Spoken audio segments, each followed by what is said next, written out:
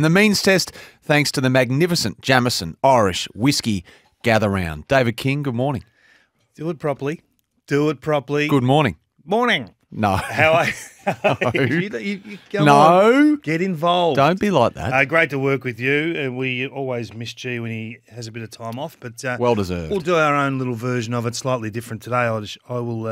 I assume, but Plenty to work with. a lot to work with, and a lot of things that I think personally you and I will disagree on, which is good, healthy debate, and I'm sure the listeners will be the same. But we always start with the gambit. Yes, the King's Gambit. I don't know why we do, but we do. It's for Victoria Police, by the way, made for more search police careers. Okay. Well, I just think what's the lead bike called in the Tour de France? The guy that's way out in front. What's he called? Well, it's a breakaway. The breakaway. Yep.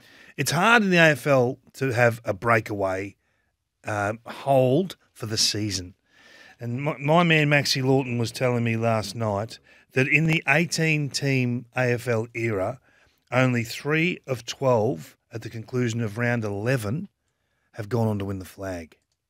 So we're a long way from round 11. I get it. We're at round 17. The law of Lawton. Lawton's law. Yeah. So it's Collingwood in 23, Melbourne in 21, and West Coast in 2018. But consider the margins. Like Collingwood won by 4 points. The West Coast won at the death, and Melbourne were trailing. What was it? Start of the third quarter. Yep.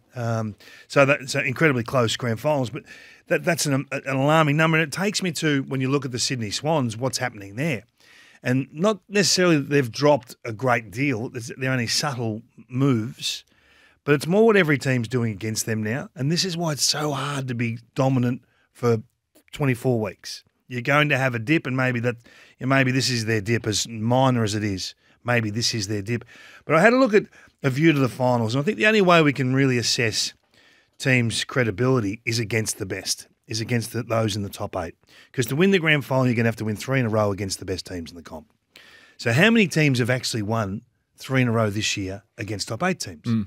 So Sydney are 6-1, and they've won 6 in a row against top 8 teams. We've all ticked them off as credible.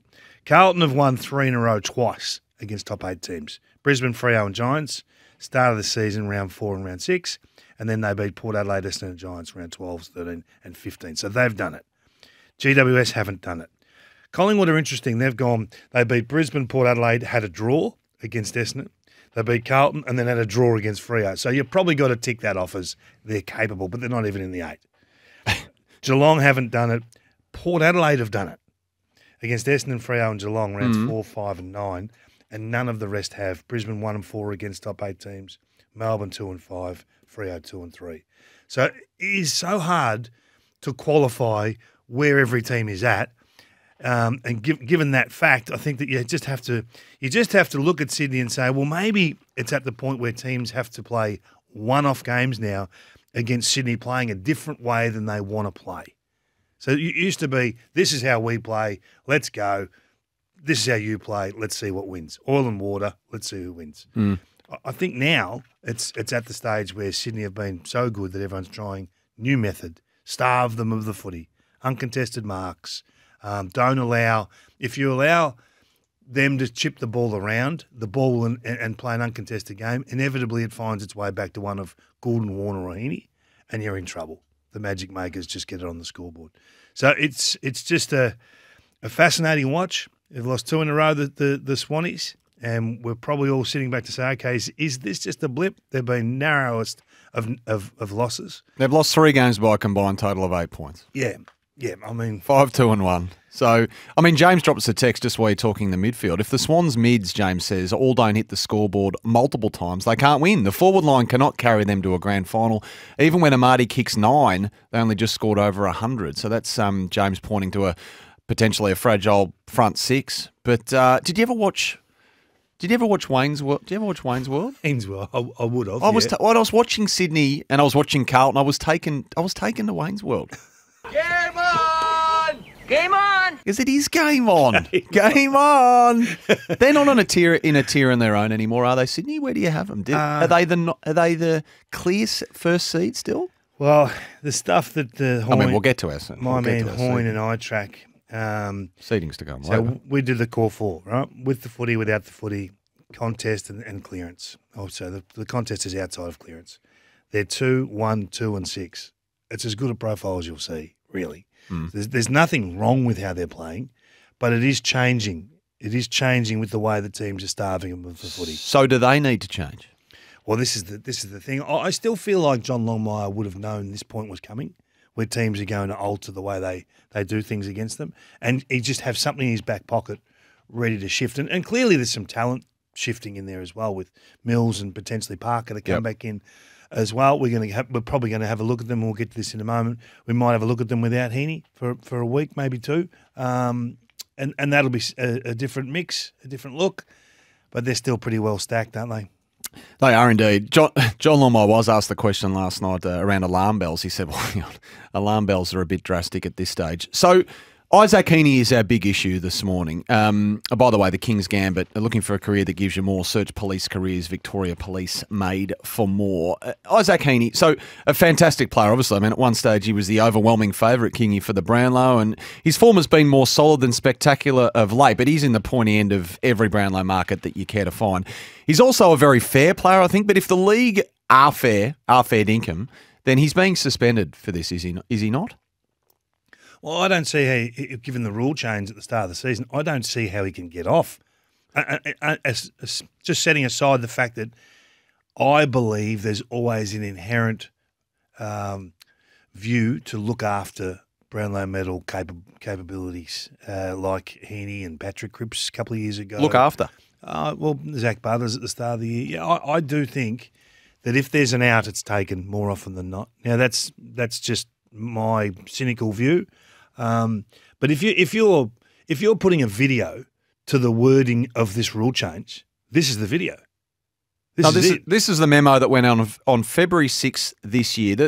For lack of a better phrase, the Charlie Ballard rule from last year, and it said the memo to club said in instances where a player intends to forcefully push or fend an opposition player off the ball, including to gain separation for the purpose of contesting the ball, and the effect is that player strikes their opponent, that strike will usually be graded as intentional rather than careless. So you run it through. Let's say it is intentional. It is high contact, given the bloody schnoz, of course, and even low impact. That's a week suspension for Izak Rankine.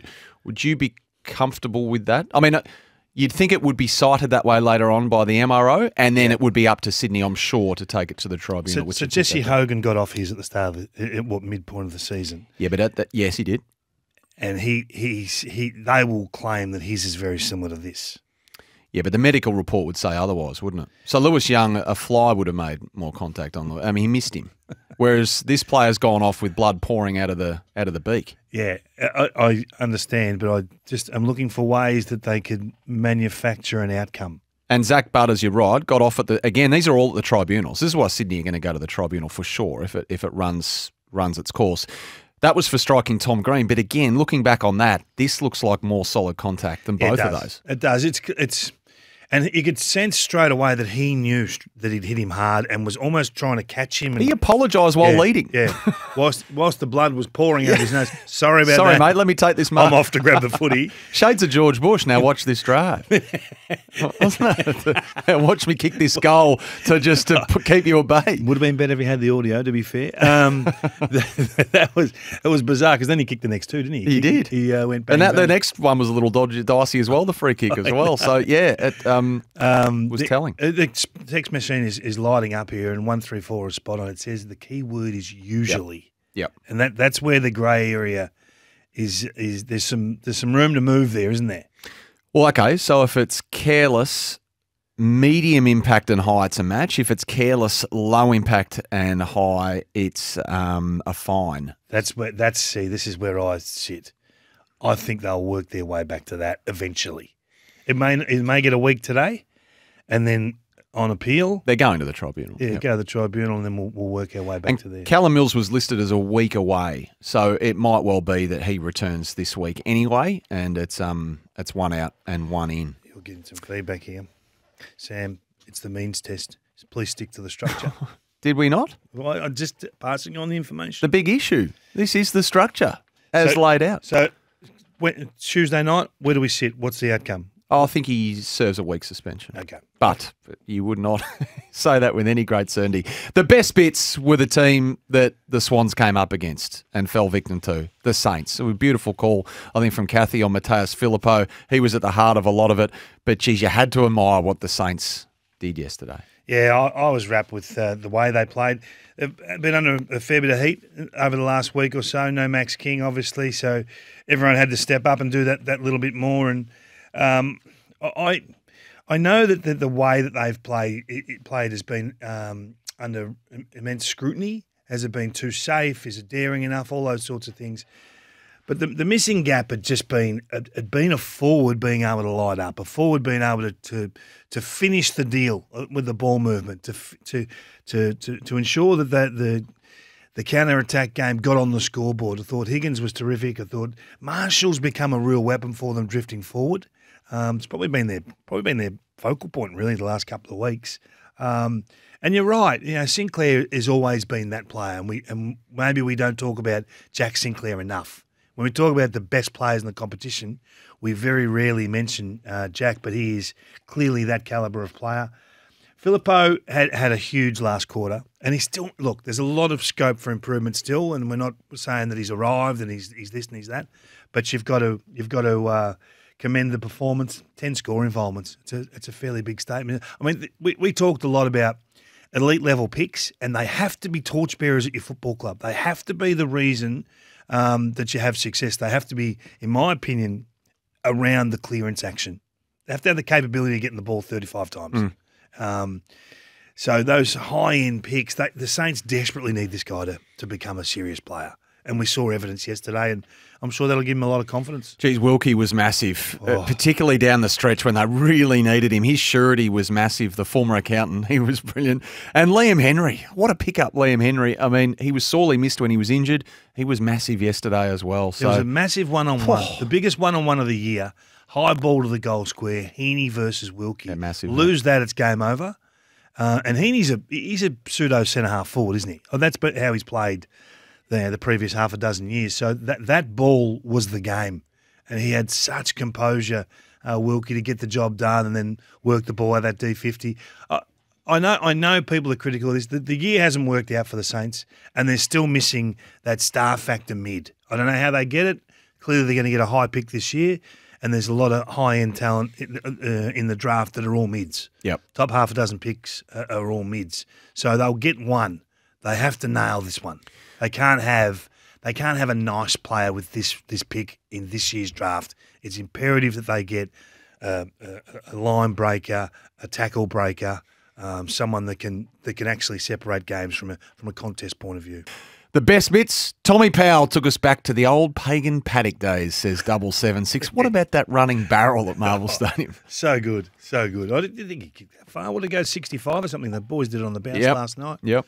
No, awesome. It was a fascinating game. It was a good contest, wasn't it? Great reality television. I mean, some of the North supporters, and you couldn't blame them, couldn't dare watch. Benny Ainsworth lined up to put him in front with 80 seconds left when Noah Anderson's coming off centre-half back and Harry Sheasel intercepts it.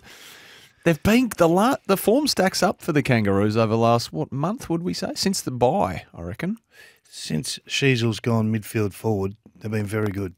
And elite level talent, we're talking about it again, that they do correct all your problems. So what level of player is Harry Sheasel? Is he All-Australian right now?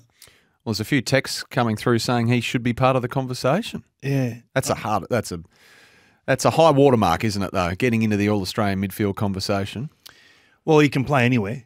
I mean, he could be a perfect bench player for you. He can go half back, half forward, or on ball. I think he's having that sort of year. And if he's just starting to get the recognition he deserves. I think he's the best youngster to come to the Kangaroos since Carey. And there's been some good ones. I mean, Cunnington's been a top liner for a long time.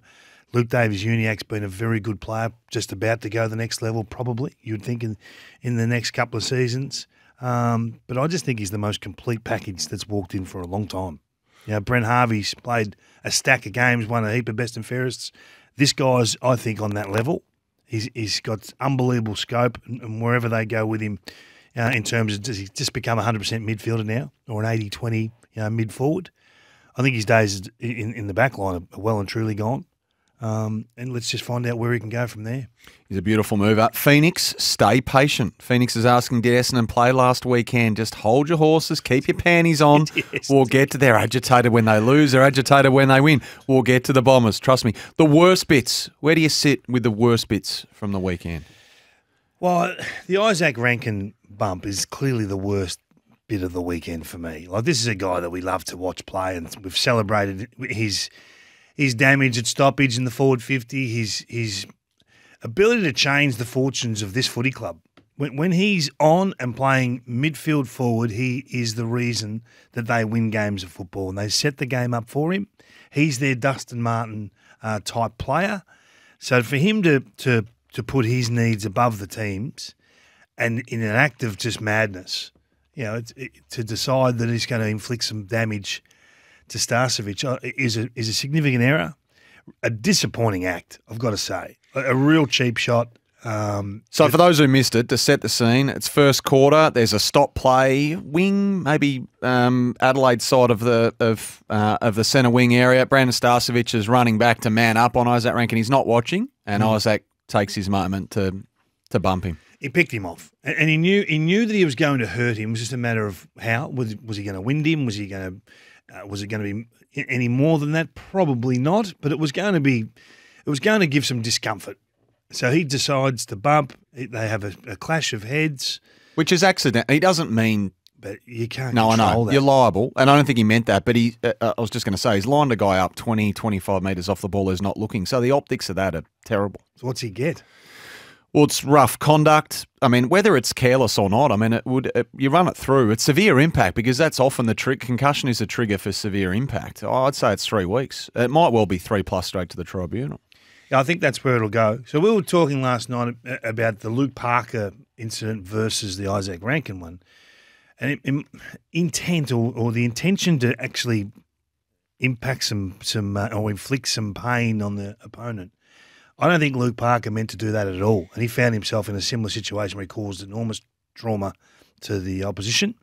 And he had facial injuries and that was horrific. Some time in hospital and away from work. Whereas I think Izak meant to inflict a bit of pain.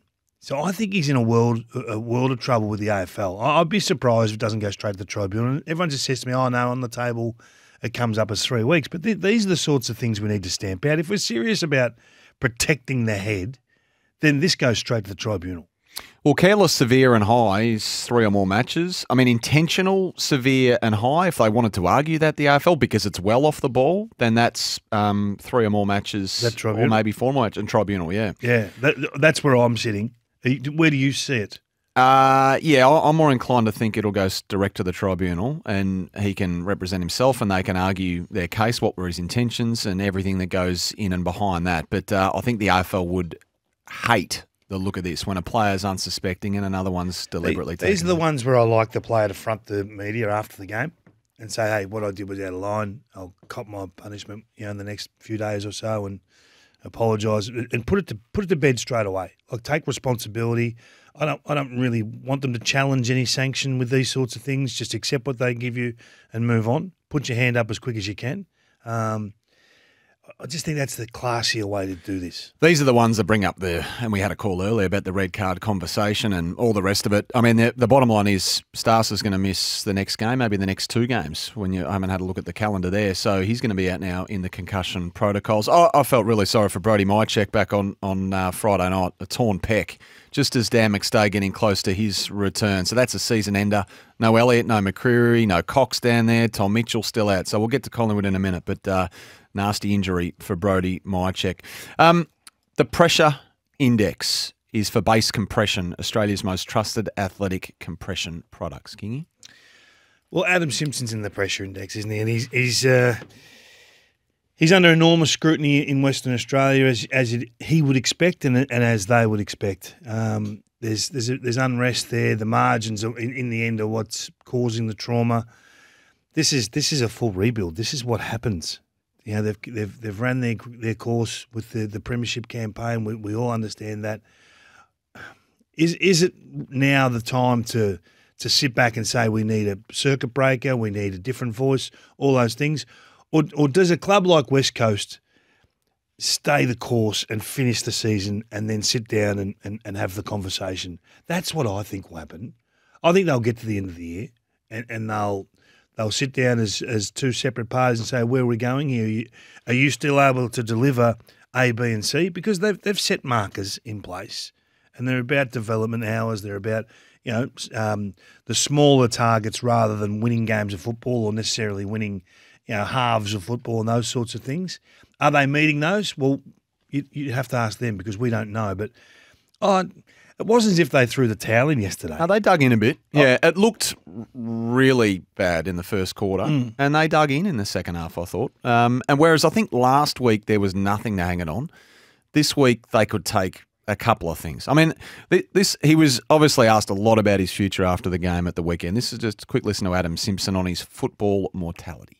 So his 11th year as coach. He's won 8 games, we know the score, in more than 2.5 seasons. He's won a premiership. He's made another grand final. He's made finals half a dozen times. It's been a darn good run. And he would know. Yeah, you can tell he knows. I mean, sometimes there's a time when it is just time. And that's okay for both parties. You need a new voice and that's why change is inevitably made. The question is, what are the parameters? How bad is too bad? Will he go to the end of the year? Do they have a look at someone now? All those things are in the mix at the moment. I think I always say the rebuild coach doesn't survive. Right? That's the trauma of that part of the AFL cycle. So if you can hang on to the incumbent through at least the bottom out period and give that next coach the opportunity to start with just upside, sheer upside, elite level draft picks coming in. I think that's what they're trying to do. And Adam is prepared to do that. It would be easy to cut and run. It really would be for him to walk in and say, look, this is not working. See you later. And if he did feel that his message wasn't getting through or there wasn't a response, then I know him. He would do that. Would he? I'm not getting that vibe from him at all. I think he's in there for the long haul, and he'll have to be tapped. He wants to fight it. He's a proud man. He thinks he can coach and influence games of footy. Well, you know him better than most. Do you think he would one day just wake up and potentially think this isn't? If he didn't think it was working, if he didn't think they were listening, if he thought he'd lost the group to use that, I don't know what that. Well, because that's that was the accusation during the week. Yeah. From half a dozen text messages from people that are unhappy. They're always unhappy. People are always unhappy at footy clubs. You can find text messages I reckon if you went to the Collingwood Footy Club, you'd find text messages last year and they won the flag. I mean, this is just part of it. So for me, it'll work itself out at the end of the year. I don't think that they'll make a move before that, unless Simo instigates the discussion and says, you know what, I think I have lost the group, or I have gone too far with this group. The Damien Hardwick discussion. Yeah. And you come to that realisation. I don't think it's there, but if it were to be, then so be it. Collingwood. Are Collingwood our open question this morning on the means test? The premiership defence that's looking increasingly fragile, Kingy. Now, we know the injuries have bitten all throughout the year. One back, one in, one out, two in, two out. Do they want it? Are you seeing the same level of desire, though? Because the pressure appeared well off on Friday. No, their profile right now is only going one way. They aggressively attack, and their numbers offensively look really good. Their ability to punish is really good. Their ability to create havoc from contest is okay. But their work without the footy is bottom of the charts. Bottom 2 in the competition. So when the opposition have the ball, they're a shadow of what they were last year. And whilst they're like this, they'll be uncompetitive. They'll play in bursts and in bursts only. I think the coach has got to lower the levels of trust that he has with the midfielders and pick the same guys every week that get him into this situation. I think he's got to trust some younger players to go in, or some different types to go in and have a crack, because it's Dacos or bust in there at the moment. Well, Ned Long played, Richards played, Dean played, Harrison played. But so there was an underbelly. Go in at centre bounce. I'd give Bobby Hill a look at centre bounce. I mean, we talk about Rankine, and we talk about Hayden Young, and we talk Sinclair, all these guys. You got to sometimes just throw someone different in the mix to shake the tree a little bit, because it's not working. And they're finding themselves in a position where they're having to chase the scoreboard late in game, and then it's, hey, guys, now we've got to go. So they get into this 100% offensive gearing again, and it doesn't help them. I just feel like the coach now has to rattle a few. Now, how you do that is it's not necessarily by dropping players, but by not giving them prime roles. They can be the second wave midfield rather than the first. He called it. Craig McRae said it was hard to watch. He called them unpredictable. He called them unrecognisable. I mean, it's pretty damning trio of words there to be using. Yeah, but he's right, isn't he? And pressure, yeah. It's just different. And down back, it just looks a mess. It just looks a mess. It just looks like any time the ball comes in, they're in trouble. They're out of position, or they're just cold getting beaten. And that's unfamiliar for us with the Collingwood profile of the last couple of seasons. So when you look at this and you have a view to the future, like there's an 8-week campaign on right now. If this doesn't work, why would it correct next year? Like you're not getting it any more. Nick Dacos couldn't be playing any better, really, over the last block of 6 to 8 weeks. To go, he's been up and down, but when he's on, he's brilliant. Who else has really been shooting the lights out? So they're waiting on some contributors to get busy, and I can sense the frustration from Craig McRae's press conference, and he's right. They're unpredictable. You can't have unpredictable in terms of the way they play because they're a very aggressive position defence and they're a very aggressive midfield in terms of stepping goal side in a heartbeat. So as soon as you're unpredictable, you're working away from your numbers. They've got a massive challenge, Collingwood, to fix this in the short term. Otherwise, this will just fritter away. 129 uncontested marks for Essendon. It was an absolute uncontested mark fest. So they didn't take the uncontested mark game off them, which meant they couldn't get any pressure on the ball. So once Collingwood can't get any pressure on the opposition, it's easy from there because that aggressive, dominant positioning behind the footy gets found out. It was beautiful from Essendon. It was an amazing performance by the Bombers, and we'll get to them later on because I want to talk about them. Well, please do, because the natives are getting restless out there. They're still agitated, and it's turning into anger. Why haven't we discussed them yet, David? I demand an answer from you. PFI is preliminary final integrity. They were brilliant, weren't they? And I hate the uncontested mark game. I do. I hate it. I don't know if it takes it to the promised land at the end of the season when it clicks over into September. But if teams are going to allow you easy transition of the footy, you take it any way you can. And they just have a happy knack of taking what the opposition give. The standards have changed and shifted at the Bombers. And I think Zach Merritt's the one that just deserves all the credit. And the boys showed some terrific vision in the post-match on Friday night of Zach Merritt without the footy, just hunting after the Collingwood players, hunting after those loose balls that were bobbling and spilling around, and just had the sole focus of being difficult to play against.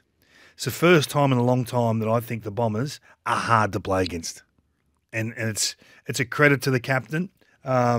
You look at the block of the last 6 weeks and they win the ball back between the arcs, the third most of any team in the comp. Now, to me, that's the profile of a team going places. They haven't been this team. They look stronger behind the ball. I like the use of Ridley more this weekend than the previous couple of weeks. Mackay with a bit more responsibility will be better as they go forward. They're still probably learning how to play with one another, really. Haven't had that many games together. So I don't think it's all about them on offense anymore.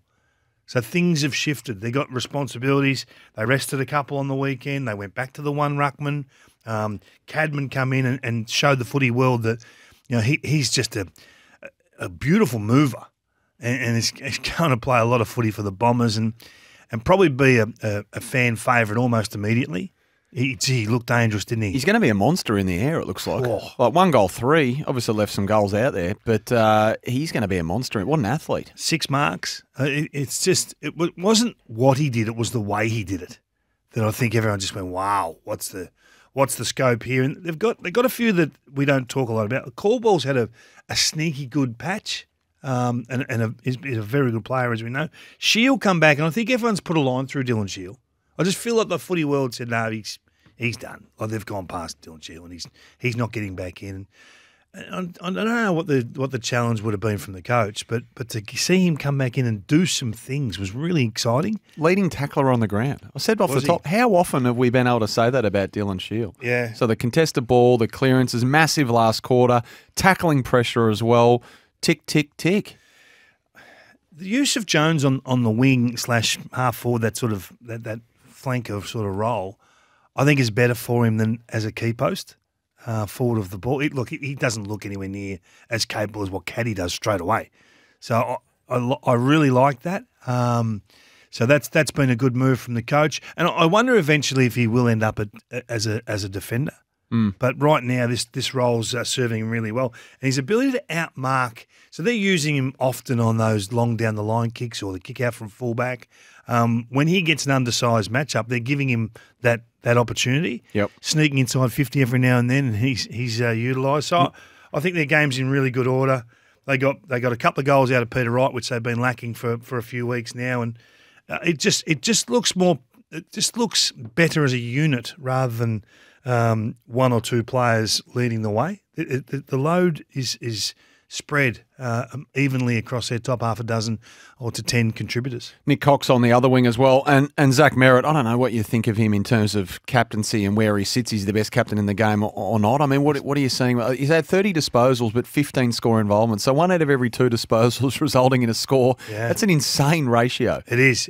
But it's such as his skill and his vision. You know, he's chased down pressure as well. Yeah. So it was him that chased Nick Dacos down when he had his head down running into goal in the last quarter. Sorry, I said Cadman, not Caddy. I meant to say Caddy. Long week. It's been a long weekend, guys. It's been a long weekend. Sorry about that. I knew what you meant. Jeez. Yeah. Tough crowd. That's all right. We got to Essendon. Who are the Giants, Kingy? They are absolutely the curiosity on a Monday morning. They won their first 5. They've lost 7 of their next 10. They fell off the cliff, and they bob up and totally overwhelm Carlton on Saturday night. It was a strange game, wasn't it? It was a really strange game. It looked like it was going to be a smashing in terms of the Blues getting hold of the Giants after the first 35, 40 minutes of the game, and then whoosh, did they come back. I think Kieran Briggs was a major part of it. I mean, their stoppage game was just off the charts. It was they scored, I think, 70 points. We've actually talked about it in the post-match. 11-4-70. They've only had one better return than that in the last 5 years, the Giants, and they've been a pretty serious football team against some banged-up opposition through that period. So to do that to Carlton, who everyone thinks are probably if they're not the number 1 seed, they're the number 2 seed. So 11-4-70 is just a ridiculous number. The contested marking of Jesse Hogan, my old man actually said to me, he said, you know what, you highlight all the time these specky type marks and they always win mark of the year. Jesse Hogan's contested mark at the top of the square where the whole pack sort of collapsed on him and around him. Where you couldn't see him even. You couldn't see him. Yes. And I reckon the umpire took 3 seconds to work out that it had been marked. Why isn't that a contender? It's a valid question. The contested mark of the year should almost be its own award. It's such a unique part of our game. So he took 6 marks inside 50. He's taken 63 marks inside 50, 17 clear of the next player. Like, it's some season from Jesse Hogan. He gave Brodie Kemp an absolute hiding. He did. And when Jacob Wiedering had his 53rd corky of the year... It goes off a lot, doesn't he? We've had this chat before. Has he broken a little-known record for corkies in a season? He'd have to have. He goes off a lot. They're big thighs. Yeah, I know. They're big quads. And, Kemp was exposed and credit to Jesse Hogan. He was...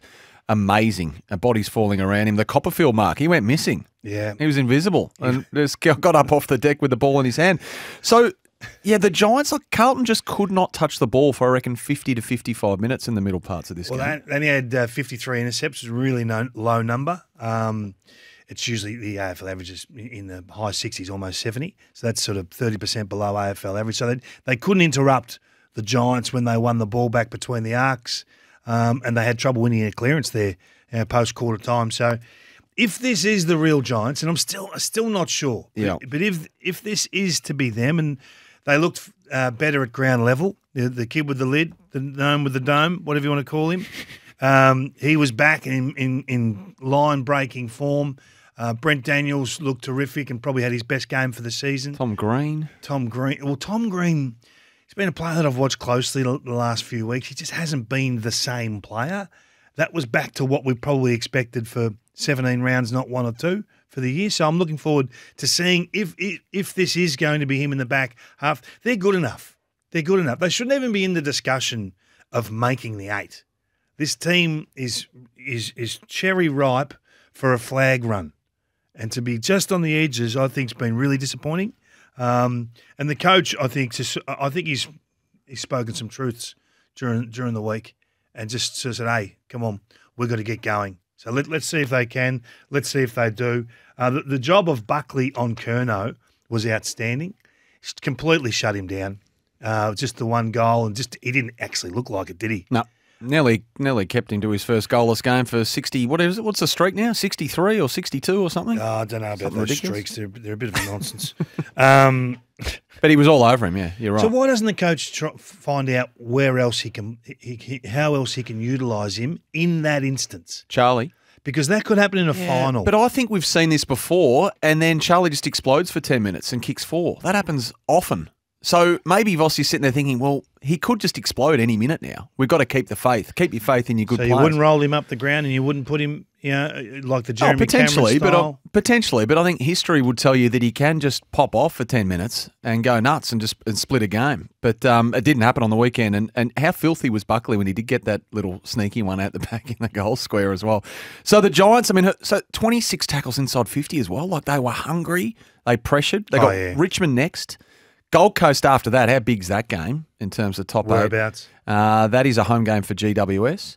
And then they've got Melbourne, Hawthorn, Brisbane and Fremantle to finish. So a bit of a mixed bag. Well, let's see if they can get on a bit of a run. And what did you make of the Jesse Hogan studs out mark? Is that still an issue for the AFL or not? No, so there was an amendment to this many years ago, and I just quickly doing some Googling because I knew you were going to ask me, because it was brought in for obviously the Toby Green situation. There was a game 3, 4, 5 years ago where Jack Rewalt got penalised twice at the G for that exact mark. It just defied all common sense. So the AFL walked it back. So I'm not sure now if it's high, if it's front on, but I think a stud in the back. I don't have a problem with that. Do you have a problem with that? It's not my back. Exactly. I don't know. I'm just confused as to where we're at with this action, because it is a dangerous action. I don't think that one's a free kick anymore. I don't have the ruling in front of me. I think they scaled that back. But there was a flashpoint several years ago concerning Jack Rewalt at the G. I remember that. Kingy, the debate is for New Vision Clinics. New Vision Clinics, keyhole laser vision, next generation technology. You're a 2 ruck guy.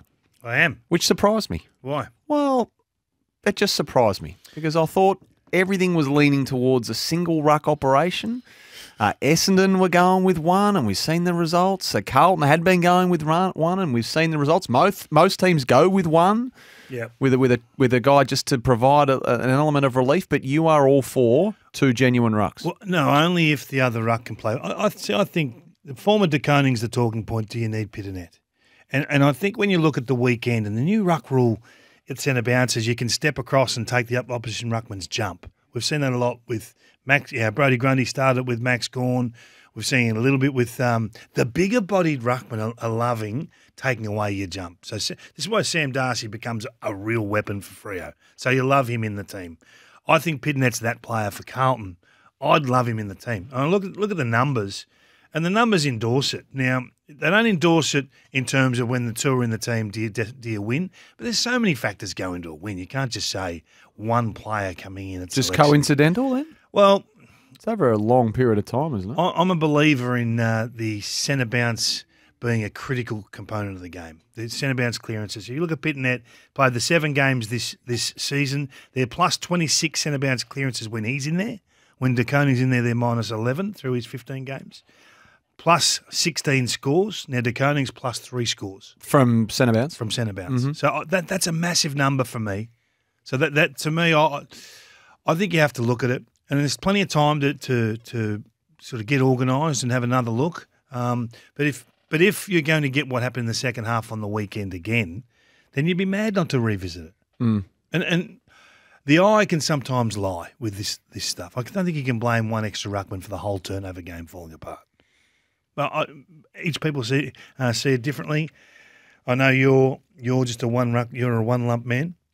Yeah, but it's on De Koning to navigate, or whoever it is at the time, to navigate the big bopper blocking him, isn't it? And how do you do that? Well, you just got to. Can't you come at him from a different angle? You're the one who should have you should be dictating. You've got the leap, you've got the athletic profile. You should be able to jump all over him from a different angle, come at it from a different side. Surely surely that can be something that can be adjusted. I wonder whether this rule has Tip too far? has changed centre bounce ruck work too much. But that there. We'll have a look and see what happens with selection over the next couple of weeks, but I would think you're obligated to have another look at pitting that. The ruck debate. Carlton have only lost one game playing with one ruck. On those figures, I would say it's working for the Blues. Tom de Koning just had a bad day. Did roll his ankle pretty early in the game as well. All right, what about...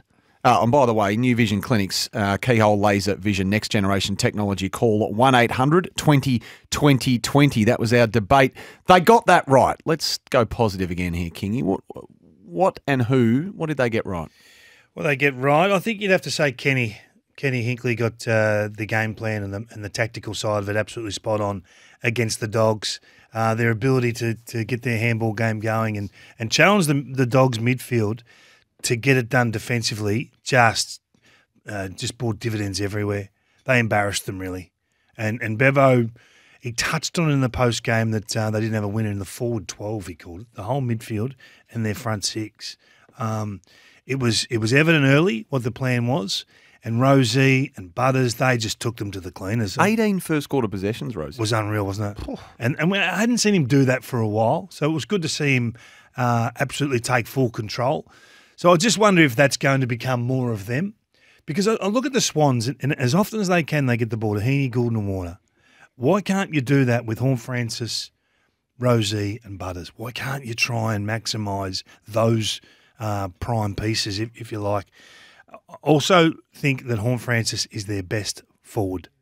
He's their best forward in this team, and I want to see I'd love to see a 60-40 split. I'd love to play 60% forward, 40% mid. I think they've got enough mids. Wines, Butters, Rosie, they got Drew, and they've got some kids to throw through there. Horne-Francis 40% mid for me, 60% forward because they need it. What'd you make of the exchange between Ken and Zach Butters on the bench? Loved it. Yeah. I think one thing Ken is he's really honest with his players. He's got their full trust and they can have those conversations in real time and just move on. What did you make of what Butters said at halftime to Mark Raschudio? Oh, I missed that. What did he say at halftime? He said, the AFL will look into what's the going Libba on. stuff? Yeah. Well, it wasn't just, I don't know, it couldn't have been just the Libba stuff. There was a bit happening there, That was wasn't there? like one or two little events. There wasn't much there. So Port got it right. I wonder if it said more this game around what Port got right or was what the Doggies got wrong, because they got that wrong definitely sits with the Western Bulldogs. Smacked out of the blocks, never recovered. Speaking of rucks, Tim English didn't take the opening bounce of the game. That was weird, wasn't it? That was weird for me. I don't know Sam whether it was Darcy a did. little bit too clever. Just put the ruckman in there. You know, I'm not here to question Bevo at all, but it just didn't look right. It just looked a bit too tricky for me. Don't like tricks at the start of the game, really. I don't mind them in game. Just don't love them at the start of the game. And it Just was go with your best. more what they did without the ball, the Dogs, which was an abundant lack of pressure and a want to chase and put heat on, and they just had their way with them at times. They did. And Rory Lobb, he looked good down back. I know he was thrown forward and then went back again. No Jones. Yep. I think this is really building. I think that is his spot going forward. Aaron Norton got knocked out. Now we had a text, concussed I should say, not knocked out. We had a text earlier this morning. What's the difference between the action? We're splitting hairs. I just thought that one was from Brandon Zerk-Thatcher was more intentional. I mean, he's not even looking, and I might be kind. It wasn't sighted either, by the way, which is why we got the call. But I thought he wasn't looking at Aaron Norton and the arms out just to feel for contact, whereas I felt that Izak Rankine looked at Jimmy Webster and deliberately struck him to get space and obviously got him high, unfortunately. No one's saying it's a deliberate act. But I think there were differences in the two. What worries me, it looked like not a massive blow to me. Innocuous. It concerns me that you can be concussed so easily from that hit.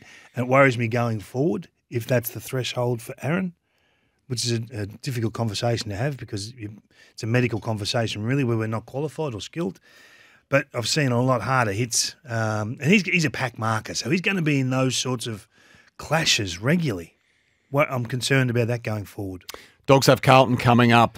Maybe no Jones, no O'Donnell, no Gardner, no Keith, and Norton out now as well. So that'll test, and Cody Waitman as well. Kingy, why don't you get us underway? At 4, I've got the Fremantle Football Club. I could have had them higher, but I've got them at 4, really making a run. Hayden Young is going to really make a charge at their best and fairest this year.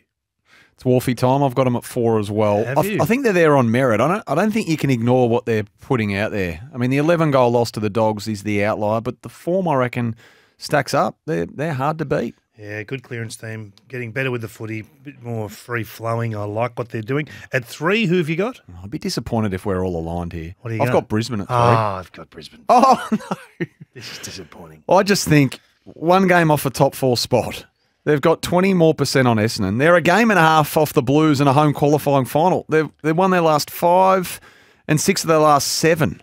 They are coming with an absolute bullet. Yeah, and as you said earlier, Lachie Neale could be ready for another Brownlow medal. He's the only one that gets the 3 voters up there. No, playing really good footy, particularly with the ball, very aggressive. Free-flowing, high-scoring, and their clearance game is in pure working order. Geez, I hope we're not aligned here. I'll be so disappointed. Who have you got at 2? Carlton at 2. Oh, for God's sake. I know. A little setback on the weekend, but hardly a trend. I mean, they played pretty well first 30 minutes and then just fell asleep. So 2 for me, and I'm staying strong. Fought it out, just a bad one. Won 6 of 7 before the loss to the Giants, so I've got them at 2. I'm really shattered about this because we're aligned. We are. We've both got Sydney at 1. You can't deny the Swans been the best team all year and have been beaten by Logan McDonald, not being able to convert post siren. They've been beaten on the scoreboard by 5 points, 1 point, 2 points. More scoring shots against Fremantle last week. 8 more scoring shots against the Saints. They kicked 3-11 to 9-2 after half-time at the weekend. That's disappointing that we agree. Very it was disappointing. Good fun. Good Credit fun to with the you Saints. today. They were good, the Saints. Enjoyed it. A lot of positive feedback on the text machine. 410 texts and all of them 10 positive. overwhelmingly positive. Jamison Irish Whiskey, triple distilled, twice as smooth, one of a kind gather round. Oh, it's been an absolute pleasure, Kingy. See you during the week.